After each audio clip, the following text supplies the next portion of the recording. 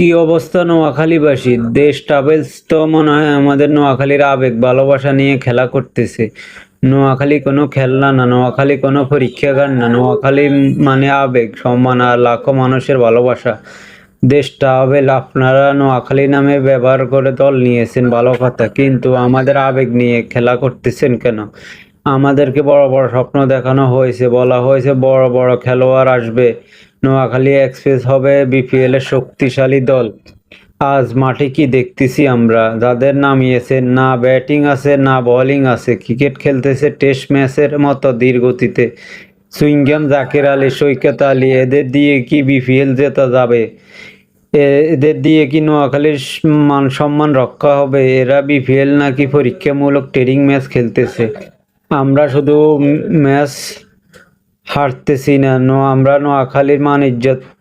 এখনো সময় আছে, ম্যাচ মাত্র 2টা গেছে। ইমেজ থাকতে থাকতে সিদ্ধান্ত নিন।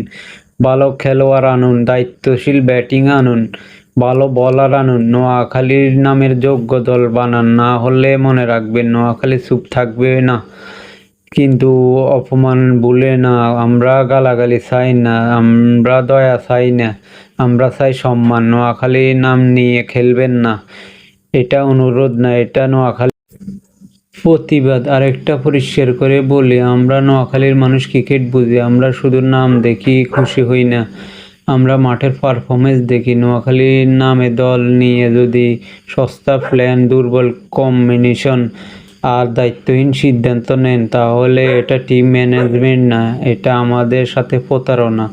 নোয়াখালী এক্সপ্রেস কোনো পরীক্ষামূলক দল হতে পারে না, এটা বিপিএল। এখানে আবেগের সাথে খেলতে হয়, যে তার ক্ষুধা থাকতে হয়। দেশের অন্য দলগুলো দেখেন, কত পরিকল্পনা, কত শক্ত স্কোয়াড, আর আমাদের কি অবস্থা? মাঠে নামার আগে আমরা হেরে যাচ্ছি, কারণ স্কোয়াডের বিশ্বাস নেই। যে দল নিজের উপর বিশ্বাস রাখে না, সে দল ম্যাচ জিতবে কিভাবে? নোয়াখালীর নাম মানে দায়িত্ব, এটা নামটা বুকে নিয়ে যারা মাঠে নামবে, তাদের সাহস থাকতে হবে, লড়াই করার মানসিকতা থাকতে হবে। আর যদি এই দায়িত্ব নিতে না পারেন, তাহলে সাফ কথা বলি, নোয়াখালীর নাম ব্যবহার করবেন না।